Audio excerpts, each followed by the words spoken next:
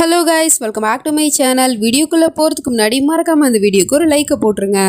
இந்த பக்கம் நம்ம சனமும் ஆகிலுக்கு பிரேக்ஃபாஸ்ட் பண்ணுறதுக்காக கிச்சனுக்கு வந்தால் அங்கே அந்த லத்தீஃபோ அழுதுகிட்டே வந்துட்டு இருக்கா. என்னாச்சு உனக்கு, ஏன் அழுகிறேன்னு கேட்டா, இங்கே பாரு என்னோட முடியை அந்த ரசியா கட் பண்ணிட்டா அப்படின்னு சொல்லிட்டு ஒப்பாரி வச்சுட்டு இருக்கா. ஏன் அல்ல, எதுக்காக அவங்க உன்னோட முடியை கட் பண்ணாங்கன்னு கேட்டால், அதான் தெரியல, நைட்டு நான் தூங்கிட்டு இருக்கும் போது கட் பண்ணிட்டு போயிட்டான்னு சொன்னா. பரவாயில்ல, நீ இந்த ஹேர் ஸ்டைல்லையும் பார்க்கறதுக்கு நல்லா தான் இருக்கா அப்படின்னு சொல்லிட்டு அவளை சமாதானப்படுத்தினதும், அப்படியா நான் பார்க்க அழகா இருக்கனா அப்படின்னு சொல்லிட்டு அவளுமே சமாதானம் ஆயிட்டா. அதுக்கப்புறம் நீ இங்கே என்ன பண்ணுறேன்னு கேட்டா, ஆகிலோட மூடு சரியில்லை, அவரோட மாபேகம் அவர்கிட்ட ஏதோ ஒரு விஷயத்த சொல்லிட்டு இருந்தாங்க. அதுக்கப்புறமா தான் அவரோட மூடே மாறுச்சு. ரொம்ப சேடாக ரூமுக்குள்ளே போயிட்டு இருந்தாரு, அதை நான் பார்த்தேன் அப்படின்னு சொல்லிட்டு இருக்கா. அப்போ அந்த நீலாம்பரி தான் ஏதோ ஒரு விஷயத்த சொல்லியிருக்கா அப்படிங்கிற விஷயம் இவளுக்குமே புரியுது. சரி, இப்போ நீ பிரேக்ஃபாஸ்ட் பண்ணி வேஸ்ட்டு தான், ஏன்னா அவர் இங்கேருந்து வெளியே போயிட்டாரு அப்படின்னு சொன்னதும் இவளும் போயிட்டு துரத்தி பிடிக்கிறதுக்காக போனால் அவன் காரை எடுத்துட்டு அங்கேருந்து போயிடுறான். அதுக்கப்புறம் இவளும் சோகமாக வீட்டுக்குள்ளே வந்தா, என்ன அவன் ஆகில பற்றி உனக்கு எதுவுமே தெரியாது, அவனோட காதல் ஒரு இரவு தான் நீடிக்கும், ஆனால் மறுநாள் அது எல்லாத்தையுமே மறந்துட்டு அடுத்த நாள் வேற ஒரு பொண்ணு கூட இருப்பான் அப்படிங்கிற மாதிரி சொல்லிட்டு தப்பாக பேசிகிட்டு இருக்கா ஆகில பற்றி. நீங்கள் உங்கள் பையனை பற்றியே தான் தப்பாக பேசுகிறீங்கிற விஷயம் உங்களுக்கு தெரியுதான்னு கேட்டால், என் பையனை பற்றி முழுசாக தெரிஞ்சதுனால தான் நான் சொல்லிட்டு இருக்கேன், சரி அதெல்லாம் விடு, நீ இந்த பேப்பரில் சைனை போட்டு கொடுன்னு கேட்டால் அவள் முடியாதுன்னு சொல்லிடுறா. நீ யாருக்கிட்ட பேசுகிறேன்னு தெரிஞ்சு தான் பேசுறியா, மரியாதையாக சைனை போடுன்னு சொன்னால் அப்போ அவள் முடியாதுன்னு சொல்கிறா. நீ மட்டும் இதில் சைனை போடலை அப்படின்னா உன்னோட பெரியம்மாவோட நிலைமை ரொம்பவே மோசமாயிடும். நீ அவங்களுக்காக தானே ஆகிலே கல்யாணம் பண்ணிக்கிட்ட, அவங்களோட உயிரை காப்பாற்றினதே நான் தான். இப்போ நான் நினச்சா என்னால் எது வேணாலும் பண்ண முடியும். அவங்க சிம்லாக்கு ட்ரீட்மெண்ட்டுக்காக தானே போயிட்டு இருக்காங்க. நான் நினச்சேன்னா இப்போவே அந்த ட்ரீட்மெண்ட்டை ஸ்டாப் பண்ண சொல்லிவிடுவேன். அப்புறம் உன்னோட பெரியம்மாவோட நிலைமை என்ன ஆகும்னு தெரியும்ல அப்படிங்கிற மாதிரி இப்படி டேரெக்டாகவே மிரட்டிக்கிட்டே இருக்கா. இவங்க இந்த அளவுக்கு மோசமானவங்களா இருப்பாங்களா அப்படிங்கிற மாதிரி அவளுமே பார்த்துட்டு இருக்கா. ஆனால் நான் உங்களை ஃபஸ்ட் டைம் பார்க்கும்போது உங்களை மாதிரி ஒரு நல்ல மனுஷன் இந்த உலகத்தில் இருக்க மாட்டாங்கன்னு நான் நினச்சேன். ஆனால் நீங்கள் இவ்வளோ மோசமானவங்களா அப்படின்னு கேட்குறா. உனக்கு என்னை பற்றி என்ன தெரியும்டி அப்படின்னு சொல்லிட்டு அவளை பிடிச்சி தள்ளி விட்டுட்டு ரொம்ப அவகிட்ட ஹார்ஸாக நடந்துகிட்டு இருக்கா. நீ யாருக்கிட்ட பேசுகிறேன்னு தெரிஞ்சு தான் பேசுகிறேன், இந்த போபாலோட மாபேகம்னா ஒரு வேலைக்காரினி என்கிட்டே குரலை வசதி பேசிட்டு நான் சைனை போட சொன்னா நீ சைனை போட்டு தான் ஆகணும், உனக்கு வேற வழியே இல்லை அப்படிங்கிற மாதிரி சொன்னா. ஆனா ஆகில் இல்லாம நான் இதுல சைனை போட மாட்டேன் அப்படின்னு சொல்றா. ஆகில பத்தி உனக்கு என்ன தெரியும்னு நீ அவன் மேல இவ்வளவு நம்பிக்கை வச்சுட்டு இருக்க, அவன் உண்மையிலே யாரு தெரியுமா, ஒரு கொலைகாரன் அப்படிங்கிற மாதிரி சொல்லிட்டு இருக்கா. இவளுக்கு பயங்கரமான ஷாக்கு. என்ன சொல்றீங்கன்னு கேட்டா, ஆமா, அவன் சின்ன வயசுல அவனோட அப்பனையே அவன் கொன்னுட்டான். அவன் கண்ணால் ஷூட் பண்ணிட்டு அந்த கண்ணை எடுத்துட்டு வந்துட்டு அழுதுட்டே முன்னாடி நின்றுட்டு இருந்தான். அப்போ எனக்கு என்ன பண்றதுன்னே தெரியல. இருந்தாலும் நான் அவனுக்காக என்னோட மொத்த வாழ்க்கையுமே நான் அழிச்சிக்கிட்டு அவன் பண்ண கொலையை நான் பண்ணதா ஏற்றுக்கிட்டு நான் ஜெயிலுக்கு போயிருக்கேன். அதனால நான் என்ன சொல்கிறேனோ அதான் என்னோட பையன் கேட்பான். கண்டிப்பாக அவன் இந்த ப்ராப்பர்ட்டி பேப்பரில் கையெழுத்து போட்டுருவான். இப்போ நீ தான் போடணும் அப்படிங்கிற மாதிரி கேட்டுட்டு இருக்கா. இவளுக்கும் ஒரு விஷயம் அதிர்ச்சியாகவும் வித்தியாசமாகவும் இருக்குது. என்னன்னா, இவ சொன்ன அந்த உண்மையை கேட்டு இல்லை, ஆக்சுவலி இந்த உண்மையை பற்றி நம்ம சனமுக்கு முன்னாடியே தெரியும். ஆகில அந்த பலூன் கேம் விளையாடும் போதே அன்னைக்கு நைட்டு சனம் கிட்ட எல்லா உண்மையுமே சொல்லியிருப்பான். சனம், நான் அவங்ககிட்ட ஒரு முக்கியமான விஷயத்தை பற்றி பேசணும். என்னோட சின்ன வயசில் என்ன நடந்துச்சுன்னு தானே நீ கேட்ட, நானே சொல்கிறேன். என்னோட சின்ன வயசில் நான் சின்ன பையனாக இருக்கும் போது நான் ஒருத்தரை கொலை பண்ணிட்டேன். அது வேற யாரும் இல்லை, என்னோட அப்பாவை தான் நான் கொலை பண்ணிட்டேன் அப்படின்னு சொல்லியிருப்பான். இதை கேட்டு நம்ம ஹீரோயினுக்கோ பயங்கரமான ஷாக்கு. என்ன சொல்கிறீங்கன்னு கேட்டால், ஆமாம் சனம், நானே என்னோட அப்பாவை கொண்டுட்டேனா, என்னோட அம்மா அப்படி தான் சொன்னாங்க. நான் தூங்கி எழுந்திரிச்சு பார்க்கும்போது என் கையில் கன்று இருந்துச்சு. அம்மா தான் சொன்னாங்க நான் கோவத்தில் என்னோட அப்பாவே சுட்டு கொண்டுட்டேன்னு. ஆனால் அன்றைக்கி அப்படி என்னதான் நடந்துச்சுன்னு எனக்கு இப்போ வரைக்கும் ஞாபகம் இல்லை அப்படிங்கிற மாதிரி சொல்லியிருப்பான். ஸோ இதில் தான் நம்ம ஹீரோயினுக்கு ஒரு டவுட்டு. ஏன்னா நம்ம ஹீரோ சொன்னது என்ன, அம்மா தான் தன்னோட கையில் கண்ணை கொண்டு வந்து கொடுத்து அப்பாவை நீ கொண்டுட்டியான்னு கேட்டிருப்பா. ஆனால் இவ சொல்கிற உண்மை என்னன்னா, ஆகில அப்பாவை கொண்டுட்டு ஏன் முன்னாடி கண்ணோட நின்னா அப்படிங்கிற மாதிரி சொல்லியிருப்பா. ஸோ இதை பார்க்கும்போது நம்ம ஹீரோயினுக்கு கன்ஃபியூஷனாக இருக்குது. ரெண்டு பேரும் சொல்கிற சம்பவம் என்னமோ ஒன்று தான், ஆனால் அவங்க சொல்கிற விதம் வேற வேற மாதிரி இருக்கே, வித்தியாசமாக இருக்கே. இதில் யார் உண்மையை சொல்கிறா? கண்டிப்பாக என்னோட ஆகில் என்கிட்ட பொய் சொல்ல மாட்டார். அப்போது இந்த நீலாம்பரி தான் போய் சொல்கிறாங்களா? இந்த உண்மையை நான் தெரிஞ்சுக்கணும் அப்படின்னா அந்த ப்ராப்பர்ட்டி பேப்பரில் நான் கையெழுத்து போடக்கூடாது. ஒருவேளை நான் ப்ராப்பர்ட்டி பேப்பரில் கையெழுத்து போட்டு கொடுத்துட்டேன்னா அடுத்த நிமிஷமே இவங்க என்னை வீட்டை விட்டு துரத்திடுவாங்க. அதுக்கப்புறம் என்னால் உண்மையை தெரிஞ்சுக்க முடியாமலே போயிடும். அதனால என்ன நடந்தாலும் சரி, நான் இந்த ப்ராப்பர்ட்டி பேப்பரில் கையெழுத்து போட மாட்டேன் அப்படிங்கிற ஒரு முடிவுக்கு வந்துடுறா. என்ன பார்த்துட்ருக்கேன், இப்போ நீ கையெழுத்து போட முடியுமா முடியாதான்னு கேட்டால், மன்னிச்சிருங்க மாபேகம், என்னால் கையெழுத்து போட முடியாது. என் புருஷன் வீட்டுக்கு வராமல் நான் கையெழுத்து போட மாட்டேன் அப்படின்னு சொல்லிட்டு அவள் பாட்டுக்கே போயிட்டு இருக்கா. இந்த பொண்ணுக்கு இவ்வளோ திமுரு அப்படிங்கிற மாதிரி இவ கோப்பிட்டு இருக்கா. ரூமுக்கு வந்துட்டு நீலாம்பரியோட உண்மையான சுயரூபத்தை இன்னைக்கு அவள் காமிச்சிட்டா இல்லையா, அதை பற்றியே யோசிச்சுட்டு இருக்கா. எப்படி அவங்களால இவ்வளோ மோசமாக நடந்துக்க முடியும் என்கிட்ட, அப்படின்னா சொத்துக்காக தான் இதெல்லாம் பண்ணுறாங்களா? அன்னைக்கு நைட்டு அப்படி ஆகிலோட அப்பாவுக்கு என்னதான் ஆச்சு, யார் தான் ஆகிலோட அப்பாவை கொலை பண்ணா அப்படிங்கிற மாதிரி யோசிச்சுட்டு இருக்கா. அப்போ தான் ஆகிலுமே ரூமுக்கு வரான் ரொம்ப கோவத்தோட. அவங்ககிட்ட போயிட்டு இந்த விஷயத்தை பற்றி சொல்லலான்னு பார்த்தா அவன் என்னடானா, நீ அம்மா கிட்ட என்ன பேசுன, எதுக்காக அவங்க அப்செட்டாக இருக்காங்க, இங்கே பாரு என்னால் எது வேணாலும் தாங்கிக்க முடியும், ஆனால் என்னோட அம்மா மட்டும் அப்செட் ஆனாங்கன்னா அதை என்னால் தாங்கிக்கவே முடியாது அப்படிங்கிற மாதிரிலாம் சொல்லிட்டு இருக்கான். ஆனால் ஆகில் அது அப்படின்னு சொல்லிட்டு இவ ஏதோ சொல்ல வந்தா, இங்கே பாரு சனம், நான் உங்ககிட்ட என்னோட பாஸ்ட்டை பற்றி சொன்னேன்ல, அது எல்லாமே என்னோட பாஸ்ட்டு தான், அதுக்கும் இப்போ ப்ரெசென்ட் லைஃப்க்கு எந்த ஒரு சம்மந்தமும் கிடையாது.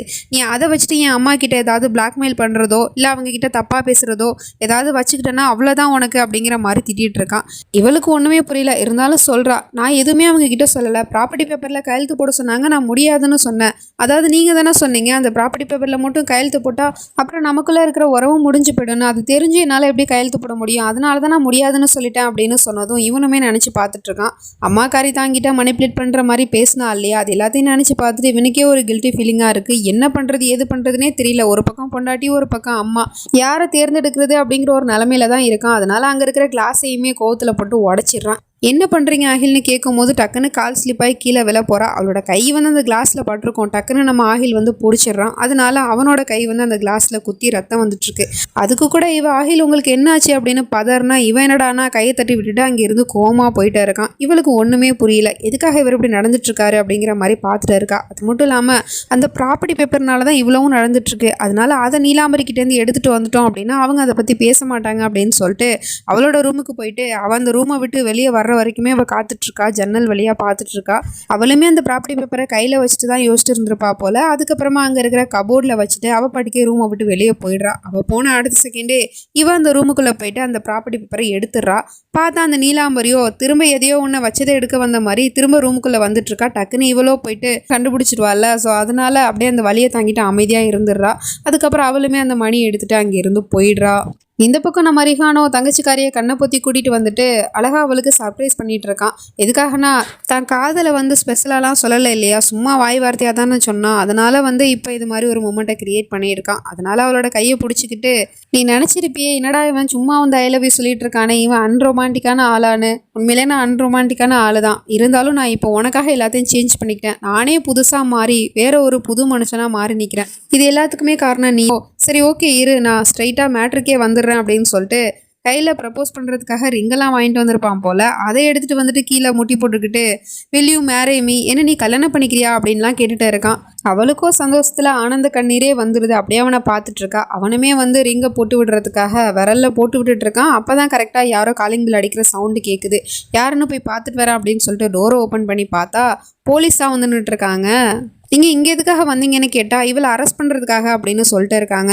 ஏன்னா இவளை அரெஸ்ட் பண்ணணுமா, எதுக்காகன்னு கேட்டால் இவ ஒரு திருடி, இவளால் பாதிக்கப்பட்டவரை எங்ககிட்ட கேஸ் கொடுத்துருக்காரு, அதனால தான் அரெஸ்ட் பண்ண வந்திருக்கோம் அப்படின்னு சொன்னால் நீங்கள் ஏதோ தப்பாக புரிஞ்சிட்ருக்கீங்க அப்படின்னு சொல்கிறான். நாங்கள்ல நீங்கள் தான் தப்பாக புரிஞ்சிட்ருக்கீங்க, இவ திருடி தாங்கிறதுக்கு எங்ககிட்ட விட்னஸ் இருக்குது அப்படின்னு சொல்லிட்டு அந்த சேட்டு தான் நின்றுட்டுருக்காரு. இவர் தான் அந்த விட்னஸ்னு சொன்னதும் அவருமே சொல்கிறாரு, என்கிட்டேருந்து இவ 10 லட்ச ரூபா பணத்தை கொள்ளையடிச்சிட்டு போயிட்டா, அதுக்காக தான் நான் இவ மேலே கேஸ் கொடுத்துருக்கேன் அப்படின்னு சொன்னால் இவனுக்கும் ஒன்றுமே புரியல. பயங்கரமான ஷாக்காகவும் இருக்குது. அதை நம்பவும் முடியல. அவகிட்டே போய் கேட்குறான், இவங்க சொல்கிறதெல்லாம் உண்மையா, இவங்க எதுக்காக ஒன்றை திருடின்னு சொல்லிட்டு இருக்காங்க. நான் அவங்க சொல்கிறத கேட்டு உங்ககிட்ட போயிட்டு கேள்வி கேட்குறேன் பார்த்தியா, நான் சரியான பைத்தியம், நீ அந்த மாதிரி ஒரு பொண்ணே கிடையாது, நீ ரொம்ப நல்ல பொண்ணு, நீ அப்படி ஒரு காரியத்தை பண்ணியிருக்கவே மாட்டேன், அவங்க தான் சொல்கிறாங்களே, இல்லைனாவது ஒரு வார்த்தை சொல்லு ப்ளீஸ் சொல்லு அப்படிங்கிற மாதிரி கேட்டால் அவ்வளோ டக்குன்னு ஆமாம் ரிஹான் அவங்க சொல்கிறதெல்லாம் உண்மைதான் அப்படிங்கிற மாதிரி போட்டு உடச்சிட்றா. இவனுக்கும் ஒன்றும் புரியல.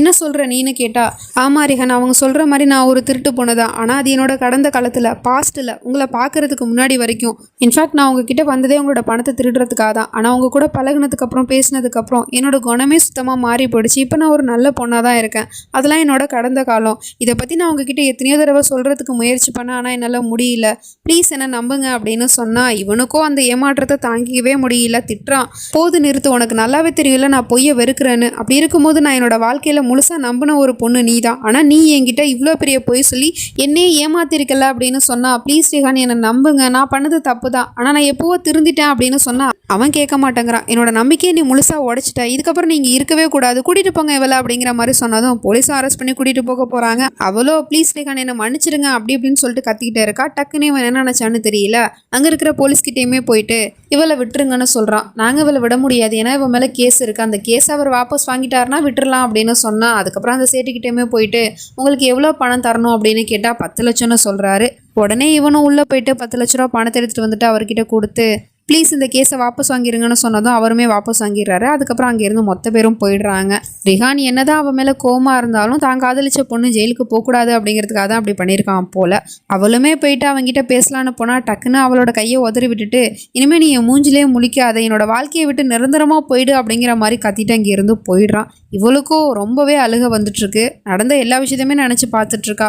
ஆரம்பத்துலேருந்து அவங்ககிட்ட பழகுனது, பேசினது, அப்புறம் அவனை காதலிச்சது அப்படின்னு சொல்லிட்டு என்னதான் இருந்தாலும் இவன் மேலே தான் தப்பு, உண்மையை சொல்லியிருக்கணும். உண்மையை இவ வாயிலே சொல்லியிருந்தா கண்டிப்பாக அவன் மன்னிச்சு ஏற்றுட்டு இருக்க வாய்ப்பு இருக்குது. ஆனால் இப்போ யார் மூலமாவோ தெரிஞ்சிருச்சுல்ல, ஸோ அதனால தான் அவனுக்கு அதை தாங்கிக்க முடியல. இவளுமே ரொம்ப அழுது கஷ்டப்பட்டுட்டு இருக்கா. இதுக்கப்புறம் நடக்க போகுது அப்படிங்கிறதெல்லாம் நம்ம நெக்ஸ்ட் பார்ட்டில் தான் பார்த்து தெரிஞ்சுக்கணும். அது வரைக்கும் பை ஃப்ரெண்ட்ஸ்.